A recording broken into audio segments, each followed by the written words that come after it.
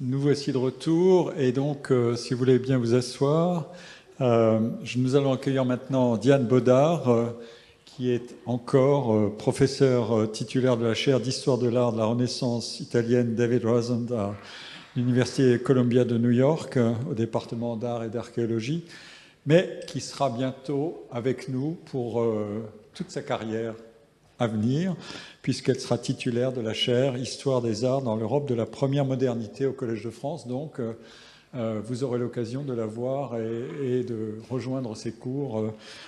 pour un très grand nombre d'années. Et le titre de son exposé, c'est « Le droit d'image des souverains étrangers dans la Rome des papes, 16e, 18e siècle ». Merci Diane.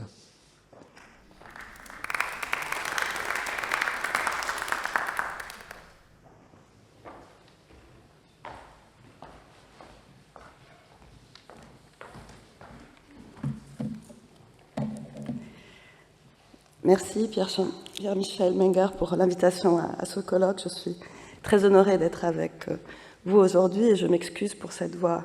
assez vilaine que j'ai aujourd'hui. J'espère que cela ne sera pas trop difficile de me suivre.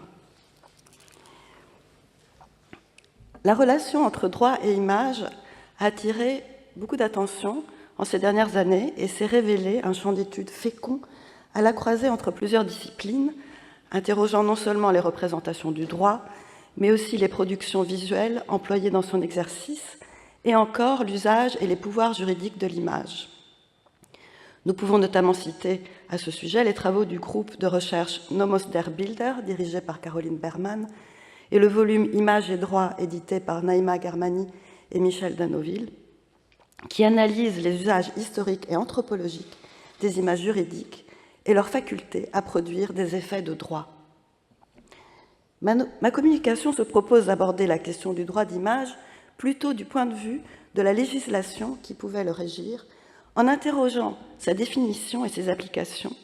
la manière dont elle conditionnait la création artistique, mais aussi, en retour, la contribution que les images pouvaient avoir dans sa mise en place. Mon cadre d'analyse est le droit de représentation des souverains comme monarques régnants, non pas dans les territoires de leur couronne, où la présence de leurs portraits était un fait attendu, mais plutôt en dehors de leur domaine de juridiction, une situation à vrai dire exceptionnelle.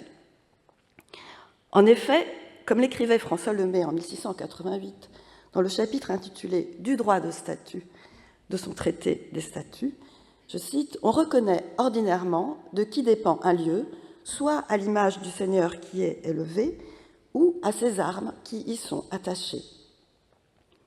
Déjà un siècle plus tôt, le cardinal Paleotti, à Bologne, dans son discours autour des images sacrées et profanes, avait inclus les statues publiques parmi les insignes royaux, tels que la couronne, la pourpre, le sceptre, la salle royale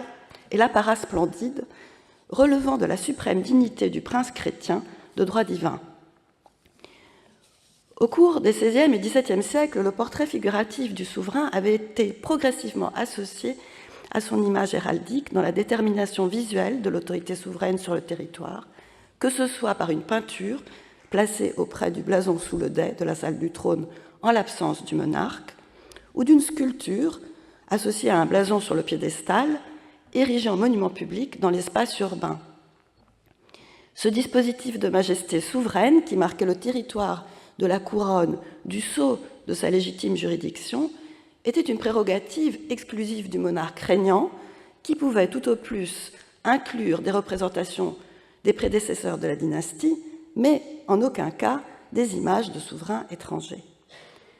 Et dans ce contexte, Rome fait figure de véritable exception car il s'agissait de l'unique lieu en Europe où l'on trouvait auprès du portrait de l'autorité régnante, à savoir le pape, nombre de portraits de souverains étrangers. La ville éternelle était alors dénommée Teatro del Mondo, parce que les équilibres et les tensions de la politique internationale s'y répercutaient sous forme de représentation dans le cadre du cérémonial pontifical qui déterminait la hiérarchie entre les diverses couronnes, ce qui ne manqua pas de donner lieu à de nombreux conflits de préséance, et notamment entre la France et l'Espagne et l'Empire. Sur cette scène, arbitrée par le souverain pontife, les monarques catholiques jouissaient d'un droit d'image en tant que fils et défenseurs de l'Église.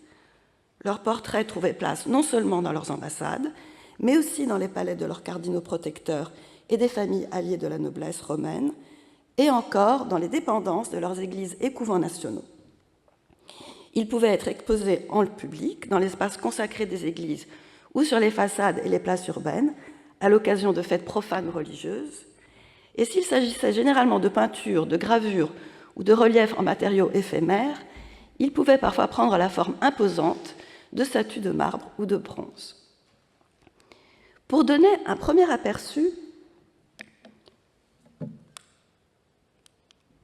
des modalités de cette présence en images des souverains étrangers à Rome et des conflits de représentation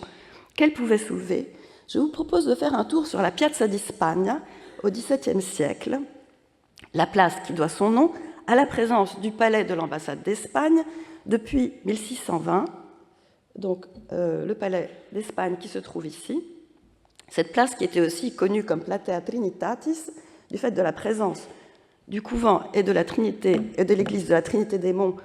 au sommet de la colline qui surplombait la place et qui était une fondation royale française.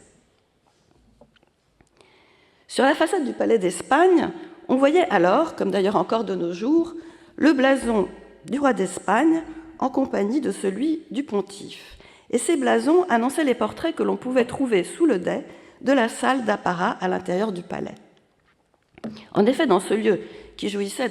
d'un statut extraterritorial, le portrait du roi d'Espagne pouvait être présenté en majesté comme représentation du monarque régnant, à condition toutefois d'être accompagné d'un portrait du pape, notamment lors des réceptions publiques. En février 1671, lors d'un banquet donné par l'ambassadeur ordinaire, le marquis d'Astorga, en l'honneur de l'ambassadeur extraordinaire, le vice-roi de Naples, Don Pietro d'Aragona, venu faire acte d'obéissance auprès du pape Clément X au nom du roi Charles II, les portraits du jeune souverain d'Espagne, alors âgé de 10 ans, et celui de la reine-mère et régente Marianne d'Autriche étaient situés sous un majestueux baldaquin de velours brodé d'or, de part et d'autre du portrait du pape Clément X. Alors ici, j'ai essayé d'en refaire une reconstitution puisqu'on n'a aucune image du dispositif. À gauche, vous voyez la situation actuelle de la salle du trône dans le palais d'Espagne. Et dans le dispositif, donc, il y avait au centre le portrait du pape, à gauche le portrait de Charles II que les sources nous disent était figuré dans l'acte de commander, et à droite le portrait de la reine-mère et régente qui était représenté en train de signer des suppliques, donc ce qui correspond à l'iconographie des portraits de cour qui circulaient en 1670. Les sources nous disent en outre que le pape était figuré en train de bénir les rois, exprimant ainsi parfaitement leur mérite et la courtoisie du pontife, donc activant une sorte de dialogue entre les différents portraits placés sous le dais, qui était là pour signifier l'alliance entre la figure principale du souverain pontife et la figure du roi d'Espagne et de la reine-mère. Cette présentation du portrait du souverain auprès du pontife, régnant sous le dais de majesté, était un dispositif standard à Rome, tant dans les lieux administrés par les couronnes étrangères, comme les églises nationales, que dans les palais de leurs cardinaux protecteurs et des familles nobles alliées.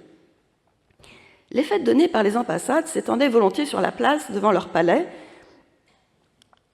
sur laquelle elles jouissaient souvent de juridiction. Je vous en montre ici un exemple particulièrement spectaculaire à droite, qui nous est connu grâce à une extraordinaire série d'eaux-fortes gravées par Claude Lorrain. Il s'agit d'une machine de feu d'artifice qui avait été érigée devant le palais d'Espagne, dans une position semblable à celle qui sera érigée plus tard pour les fêtes de la naissance de l'enfant Don Carlos.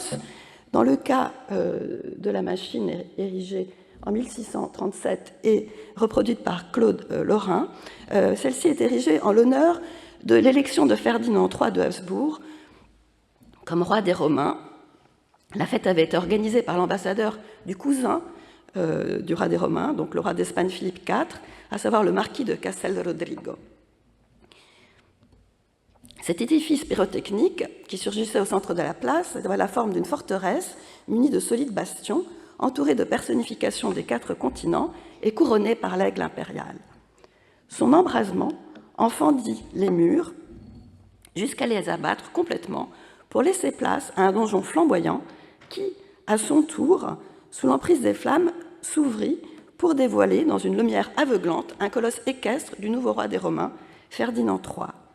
Le fracas de la poudre et l'éclat des feux retentirent alors une ultime explosion pour saluer la statue royale qui trônait désormais seule sur la place, du haut des bastions, lui servant de socle face à l'ambassade.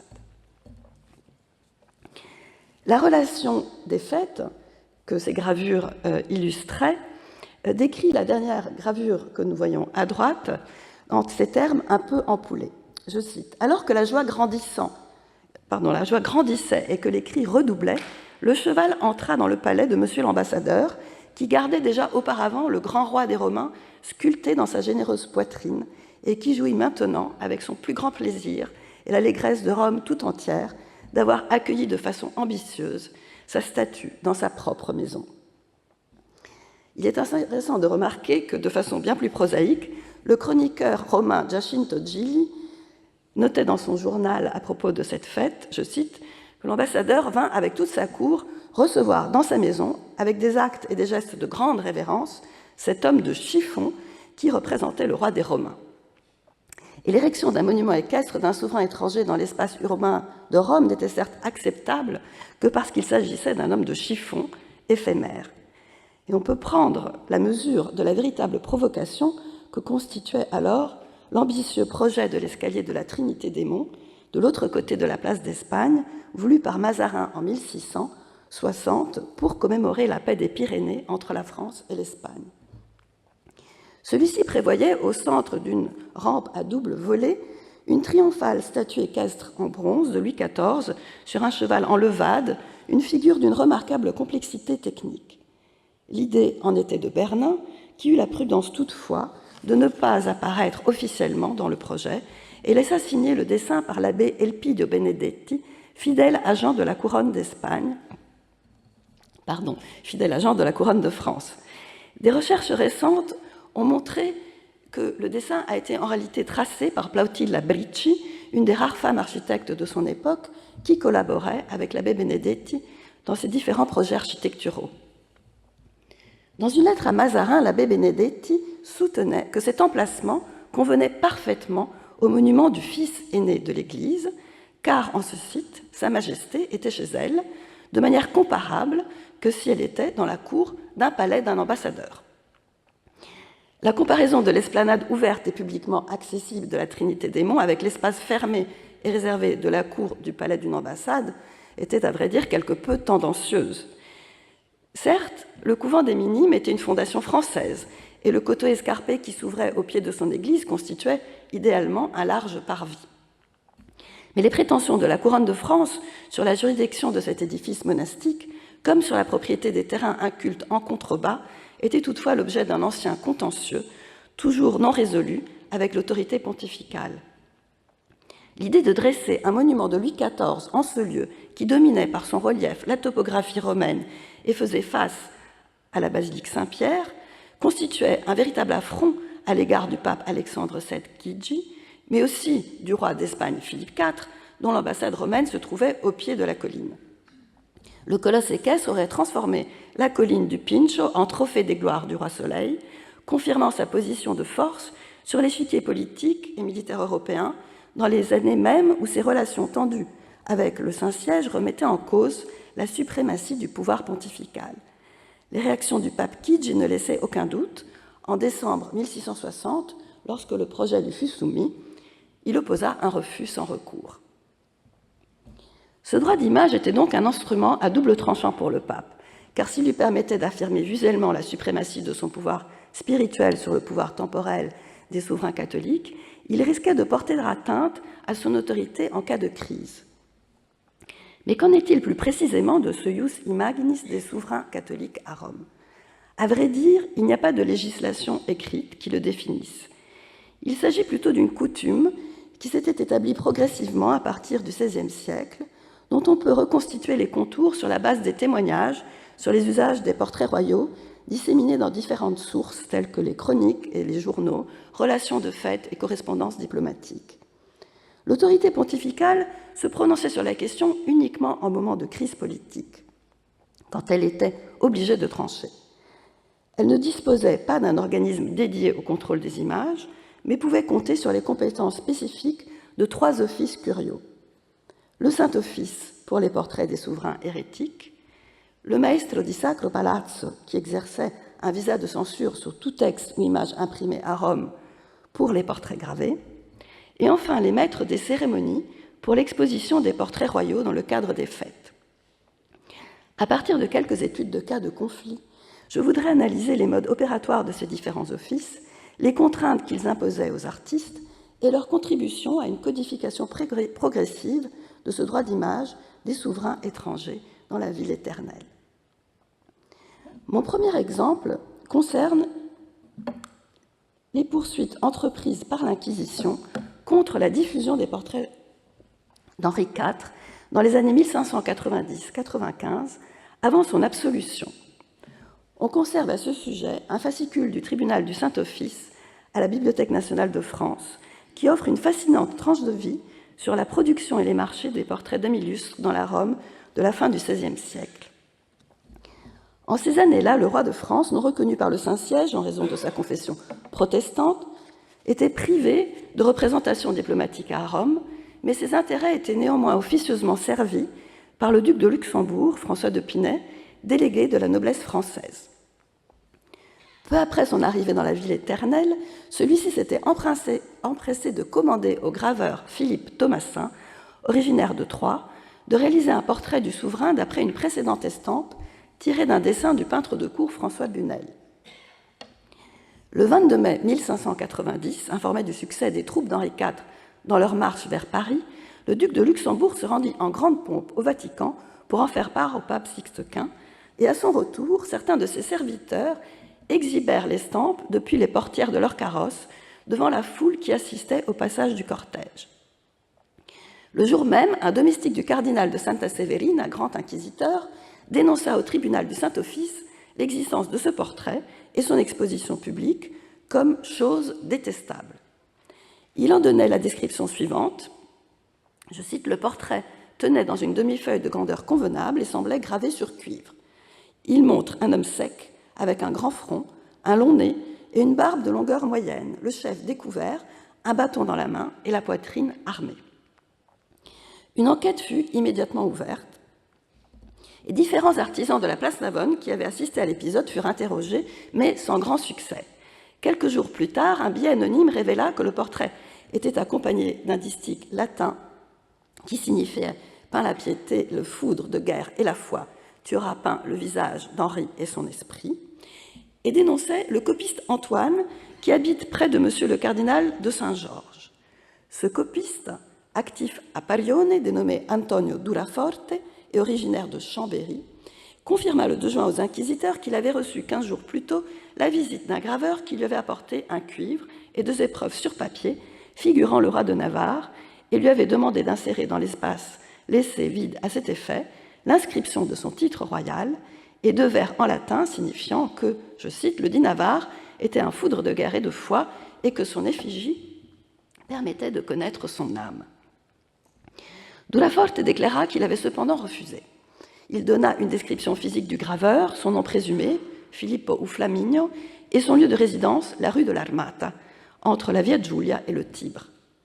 Les sbires de l'Inquisition perquisitionnèrent immédiatement toute la rue,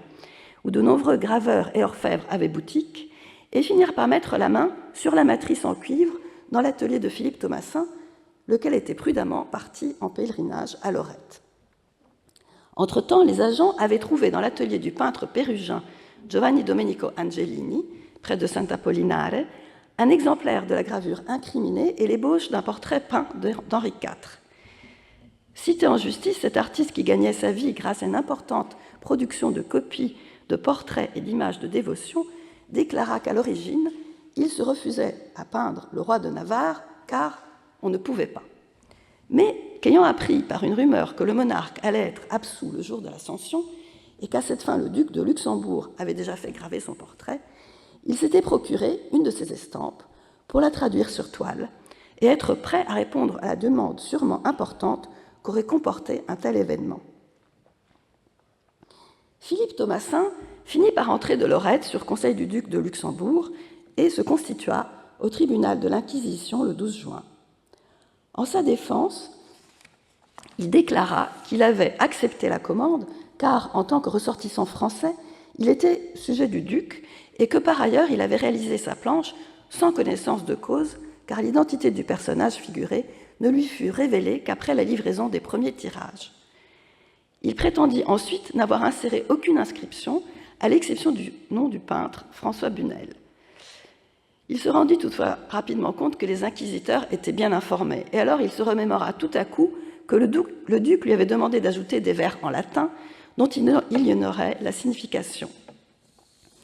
Angeline et Thomassin furent écroués, mais ils obtinrent la grâce pontificale le 17 juin à la suite de l'intervention du duc de Luxembourg auprès de Sixte Quint.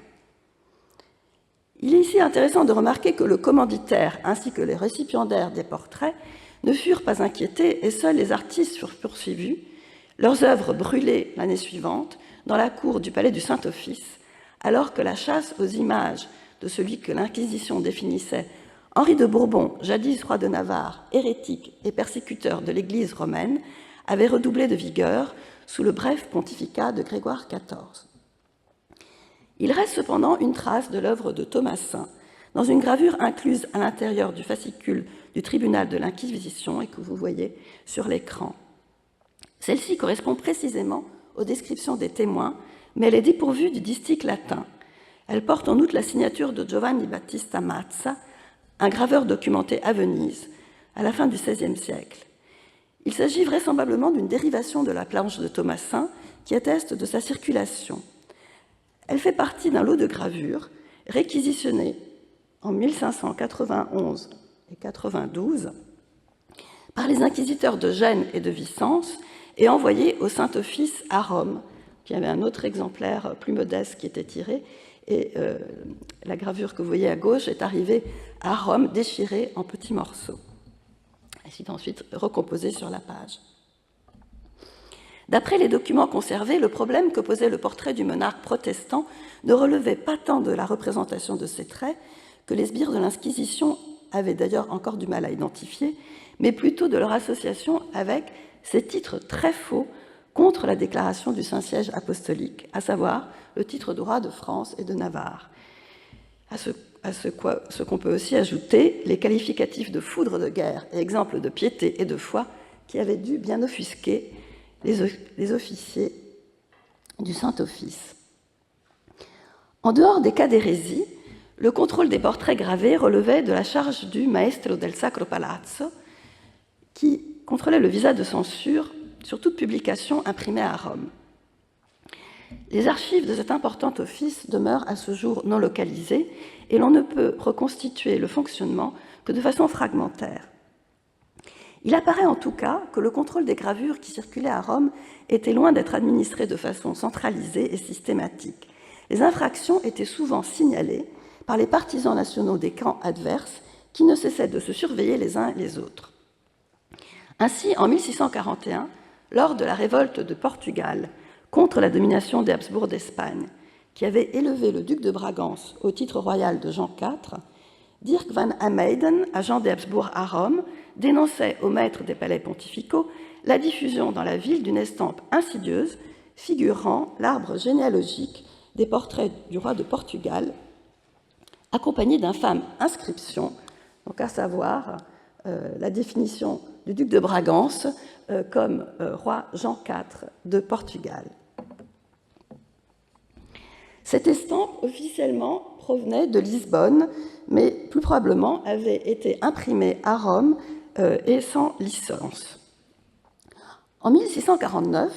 Ameyden saisissait à nouveau les autorités pontificales après avoir vu juste en bas de chez lui des gravures hollandaises et françaises représentant les figures de Bragance et de sa femme avec le titre et la couronne de roi de Portugal.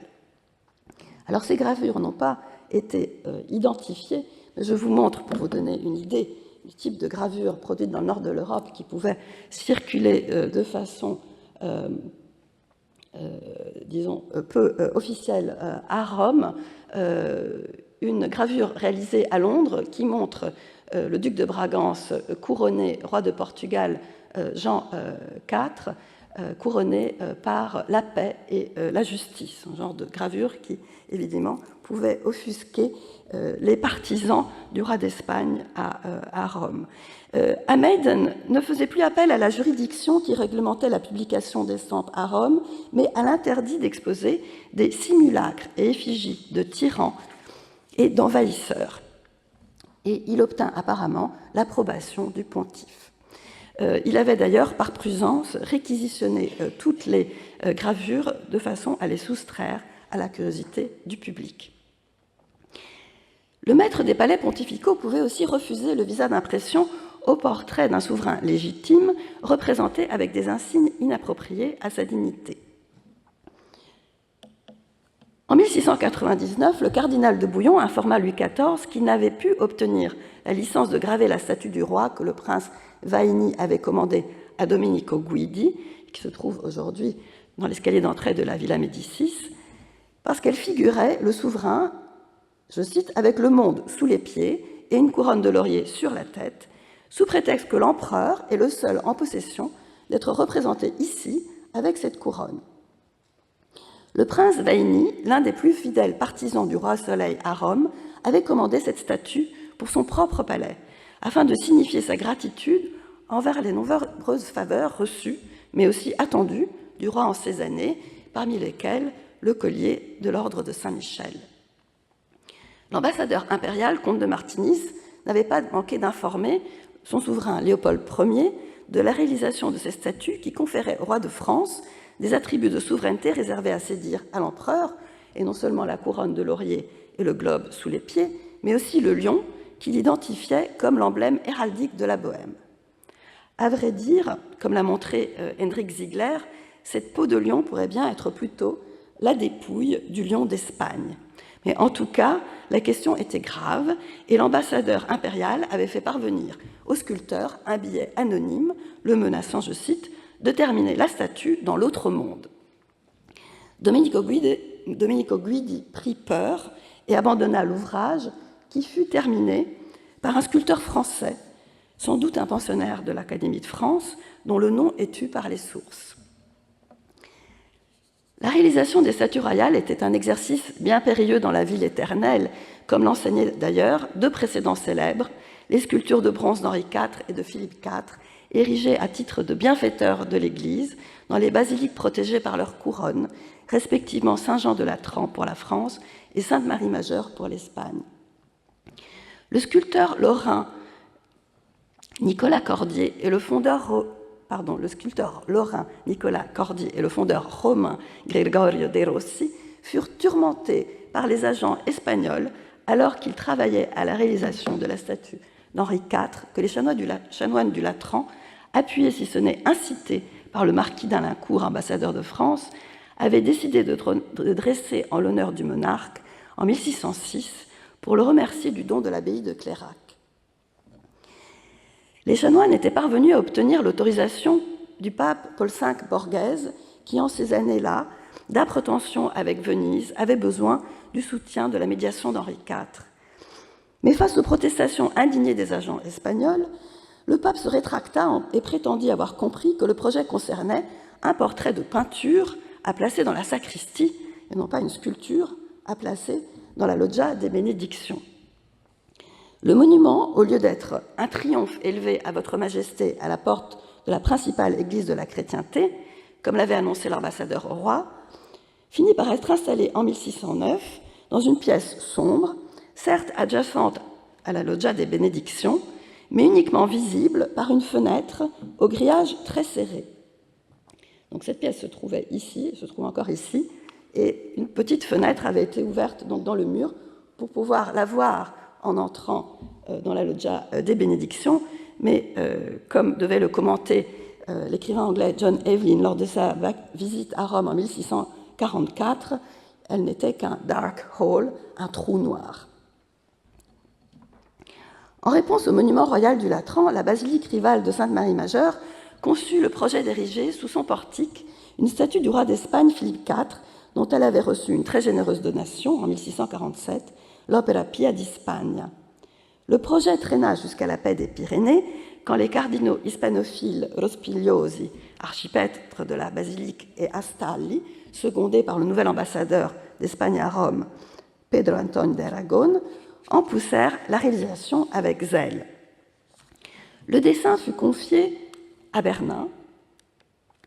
qui choisit encore une fois de rester prudemment dans l'ombre. Nous sommes dans les mêmes années du projet de l'escalier de la Trinité des Monts. Et le contrat fut signé par le chapitre en 1664 avec son élève, le fondeur Girolamo Lucenti. La statue était prête l'année suivante, au moment du décès du roi, et fut entièrement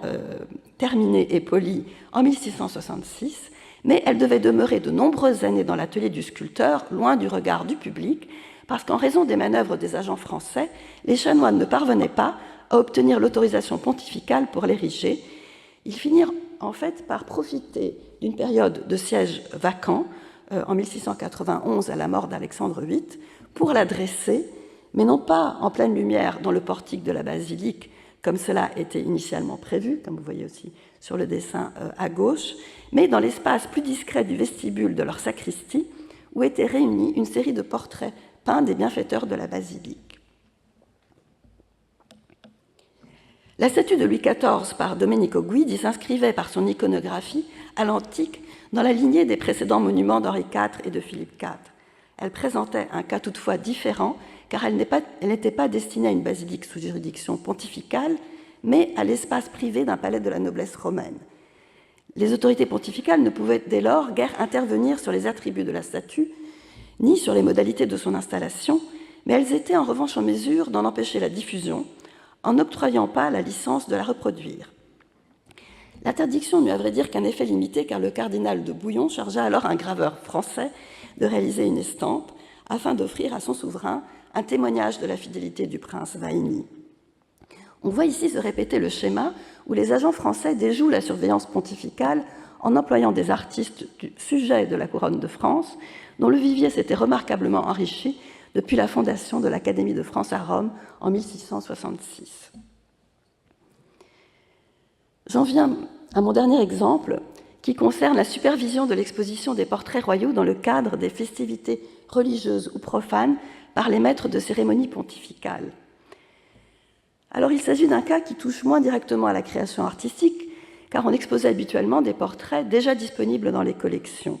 Mais la question demeure cependant très intéressante, parce qu'ayant soulevé de nombreux conflits, elle finit par pousser les maîtres de cérémonie à établir quelques règles par écrit, traçant une première codification du droit d'image des souverains catholiques à Rome. Les exemples sont nombreux, mais l'un des plus significatifs date des premières années de la guerre de succession d'Espagne. Comme c'est bien connu, la guerre entre les deux prétendants à la couronne d'Espagne, Philippe V de Bourbon et l'archiduc Charles III d'Autriche, déclenchée par la mort sans héritier du dernier des Habsbourg d'Espagne, Charles II en 1700, se traduisit à Rome par une véritable guerre des portraits. Le parti franco-espagnol et celui impérial cueillaient chaque occasion pour exposer et diffuser les portraits de leurs souverains en habits royaux, se heurtant plusieurs fois au pape Clément XI Albani, qui tentait désespérément de maintenir une position de neutralité. Suivant le cours des avancées militaires, ce conflit figuratif se déployait dans les églises nationales des territoires des Habsbourg d'Espagne et parvint à son acmé en 1706, quand les troupes impériales entrèrent à Milan. Pour la fête de la Saint-Charles-Borromée, célébrée le 4 novembre, la faction impériale prétendait alors exposer le portrait de l'empereur Joseph Ier à la place de celui de Philippe V, dans l'église romaine de la nation lombarde, Sant'Ambrogio Carlo al Corso. L'ambassadeur d'Espagne, Duc d'Uzeda, indigné par un tel procédé, d'autant plus que le château de Milan et différentes villes du duché étaient encore aux mains des Espagnols, demanda audience à Clément XI. Grâce à un mémorial inédit du maître de cérémonie pontificale Candido Cassina, nous avons des informations précises sur la nature de cet entretien et sur les mesures prises par Clément XI. Le duc d'Uzeda signifia au pape que le Saint-Siège n'avait jamais autorisé de tels changements de cérémonial quand les conflits étaient en cours. En s'appuyant sur les précédents de Saint-Antoine des Portugais, de Saint-Claude des Bourguignons et de Saint-Nicolas des Lorrains, il le suppliait de maintenir l'ordre habituel pour la fête de la Saint-Charles et de permettre ainsi l'exposition du portrait de Philippe V. Clément XI lui assura, je cite, qu'il aurait pris toutes les mesures possibles de sorte que la guerre, s'il ne pouvait l'empêcher ailleurs, ne se fasse au moins pas à Rome. Il lui rappela cependant que la coutume d'exposer le portrait du duc de Milan au Sant'Ambrogio Carlo était récente, inaugurée apparemment sous le règne de Charles II, et avait pris pied suite à une négligence de contrôle des autorités. La légitimité de cette pratique était d'ailleurs discutable, puisque l'Église n'appartenait pas au seul duché de Milan, mais à toute la nation lombarde. Clément XI ne pouvait donc pas se prononcer pour son maintien, car il aurait officialisé un état de fait qui n'avait jamais reçu l'approbation pontificale. L'ambassadeur, fort mécontent, rétorqua que la suppression du portrait ducal des décors de la fête aurait été interprétée comme l'effet de l'invasion des impériaux, je cite, de telle sorte que contre toutes les règles et contre la pratique invétérée du Saint-Siège, on aurait fait avec l'autorité de celui-ci un acte à Rome par lequel on aurait réputé que le roi catholique était privé de l'État de Milan, non seulement avant la conclusion de la paix, mais alors qu'il n'en avait pas encore été dépouillé par ses ennemis. Le pape congédia l'ambassadeur en remettant sa question à plus tard et chargea sur le champ ses maîtres de cérémonie d'examiner les documents historiques sur les précédents que le diplomate avait évoqués. Et sur la base de leurs archives, ceux-ci rédigèrent alors un rapport détaillé. Il résultait qu'à Saint-Antoine des Portugais, en 1642, pendant la révolte contre l'Espagne, Urbain VIII avait réglé le problème en suspendant la fête, une mesure restée en vigueur jusqu'à la paix signée en 1668.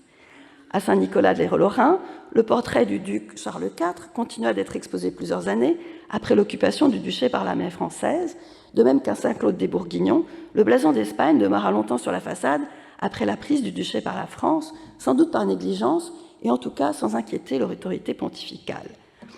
À l'évidence, au début du XVIIIe siècle, il n'existait pas de véritable législation sur l'exposition des portraits royaux dans les églises nationales, et l'usage instauré par la coutume était susceptible d'applications variables,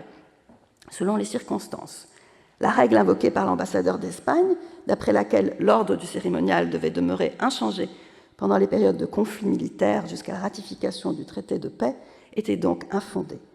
Elle relevait davantage d'une interprétation personnelle du diplomate, qui essayait coûte que coûte de maintenir les positions sans cesse menacées de son souverain dans les différentes églises nationales de l'ancien empire des Habsbourg d'Espagne. Le 31 octobre 1706, la congrégation d'État décréta l'interdiction d'exposer tout portrait dans l'église de la nation des Lombards, ne laissant place qu'aux armoiries du pontife. Une solution moyennement satisfaisante. Et Clément XI fit part le lendemain au maître de cérémonie, Cassina, de son idée de présider la Saint-Charles dans l'église des Lombards par l'instauration d'une chapelle pontificale. Et le maître des cérémonies approuva pleinement une telle décision, car la présence du pontife en majesté excluait toute exposition de portraits, ce qui réglait définitivement le contentieux sans que les camps adverses puissent se sentir lésés ou favorisés. L'épisode de Sant'Ambrogio Carlo al Corso était ainsi extrêmement instructif pour comprendre la position du portrait à l'intérieur du cérémonial, ainsi que la valeur qui lui était attribuée. En premier lieu, il apparaît que le portrait n'était pas à l'origine inclus dans les cérémonies nationales, mais fut progressivement introduit auprès du blason, donnant un visage figuratif à l'image héraldique, un processus qui se fit sans bruit et qui s'imposa par coutume, sans que les autorités pontificales n'y prêtassent une attention particulière. Or, sans l'approbation du pape, cet usage ne donna pas lieu à une codification écrite. C'est uniquement dans les périodes de conflits politiques, quand l'ordre du cérémonial était remis en question, que des règles furent fixées de façon textuelle. Et on voit ici que le ius imaginis oscille entre une pratique sociale qui demande à être entérinée et une législation qui se construit sur la base de textes normatifs précédents. En conclusion, je voudrais mentionner comment les stratégies politiques qui accompagnaient l'importante diffusion des portraits des souverains catholiques à Rome évoquent inévitablement aujourd'hui la notion de propagande. L'usage fort discuté de ce terme anachronique demande toutefois une approche critique de façon à ne pas oblitérer les nuances du phénomène historique analysé. Si l'on revient aux sources de l'étymologie du terme, qui fut forgé dans le contexte religieux de l'institution de la congrégation missionnaire romaine de propaganda fide, propaganda, adjectif verbal du latin propagare, signifie littéralement ce qui doit être propagé et suggère la diffusion d'une idée non encore acquise, ainsi que l'œuvre de persuasion pour la faire accepter. Si l'on considère les exemples que nous avons parcourus, il apparaît clairement que les efforts financiers et diplomatiques soutenus par les ambassadeurs et représentants des différentes couronnes pour mettre en lumière l'image de leur souverain dans des lieux clés et de grande visibilité de la ville éternelle répondaient à une volonté de convaincre de l'influence prépondérante du royaume qu'il servait et de son importance centrale sur l'échiquier politique européen. En ce sens, ces démonstrations rentrent pleinement dans la définition de propagande, notamment dans le cas de Louis XIV, qui tenta de plier le Saint-Siège à sa propre force politique et militaire. Cependant, l'emploi du terme propagande risque d'occulter l'autre face de la médaille de cette stratégie des images, qui, avant même de vouloir convaincre, cherchait surtout à être formellement acceptée. La possibilité d'exposer leurs portraits sur le théâtre romain constituait pour les monarques catholiques un droit, et l'exercice de ce droit marquait la reconnaissance de leur souveraineté légitime de la part du pontife. À chaque fête politique, la présentation du portrait du roi auprès de celui du pape sous le dais confirmait la relation privilégiée entre la couronne et le Saint-Siège, une relation qui s'exprimait à deux voix. Et de ce double aspect qui constituait le fondement de la question du droit d'image des souverains catholiques à Rome, l'acception contemporaine du terme de propagande ne peut entièrement rendre compte. Je vous remercie.